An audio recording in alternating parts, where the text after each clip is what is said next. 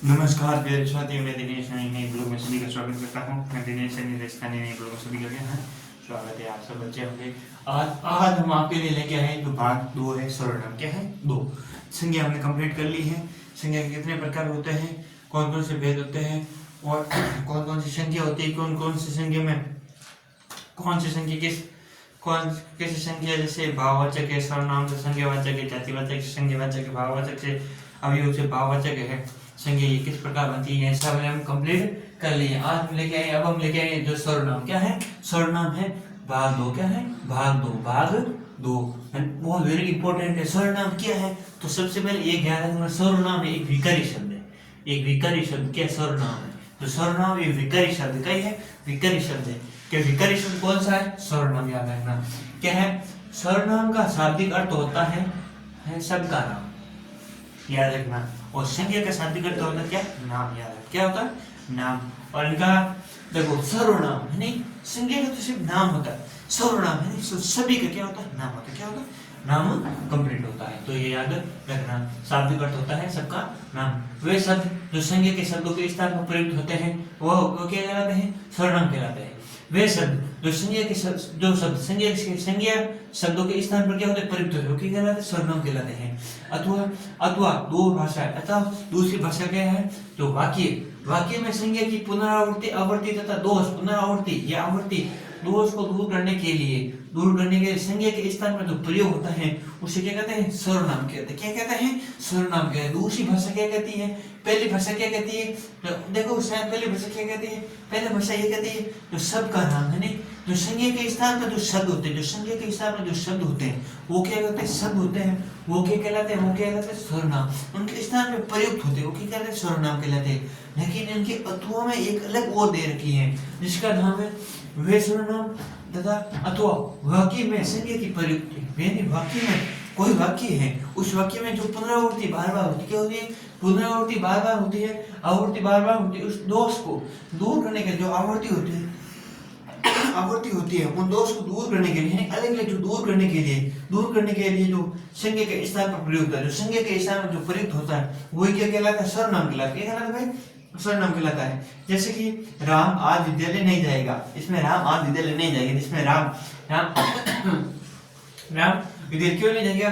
क्योंकि वो क्या है? बीमार है। इसके स्थान पर क्या कहेंगे? राम एक आज क्या है? विद्यालय नहीं जाएगा, जिसमें क्या है? इसमें सर्वनाम का क्या है? प्रयोग है। लेकिन कुछ कारण है कि कारण बताएगा क्या है कि राम आज स्कूल विद्यालय नहीं जाएगा क्योंकि वो बीमार है। क्योंकि वो क्या है?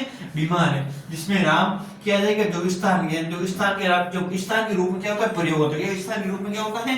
प्रयोग होता है। क्या कारण है कि वो विद्यालय नहीं जाएगी? क्यों नहीं जाएगी? क्योंकि वो क्या है?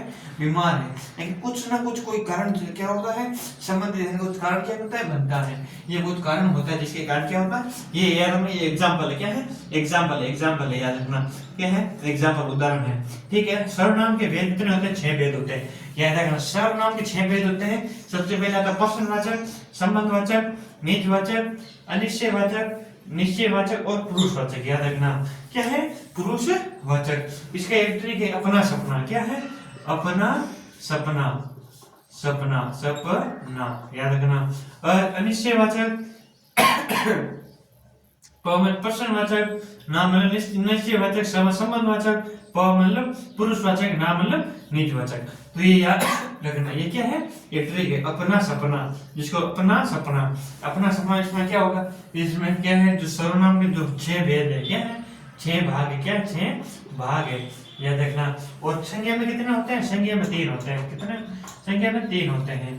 देखो, व्यक्तिवाचक, जातिवाचक और भाववाचक। व्यक्तिवाचक के 2 होते हैं, पदार्थवाचक, एक समूहवाचक।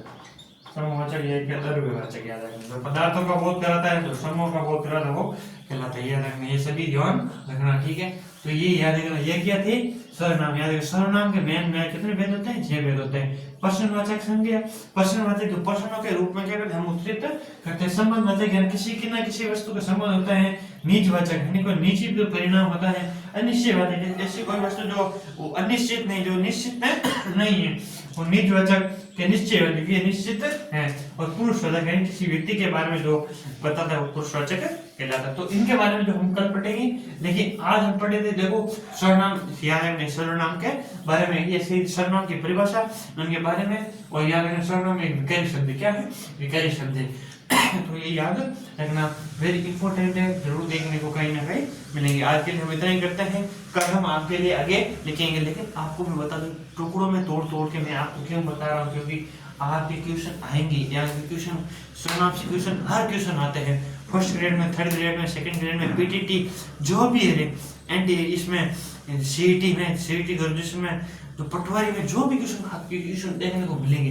लेकिन याद रखना क्वेश्चन का कैसे बनता है, यानी जैसे सर्वनाम, तो सर्वनाम ऐसे नहीं कहा आपको सर्वनाम कि जैसे सर्वनाम पूछ सकते सर्वनाम कौन सा शब्द है, तो विकारी शब्द है यार, कौन सा विकारी शब्द, कौन सा विकारी शब्द। तो हर चीज में आपको कंप्लीट बता रहा हूँ, इसमें क्या होते हैं यार विकारी शब्द। तो आज के लिए हम इतना ही कहते हैं, धन्यवाद, जय हिंद, नमस्कार।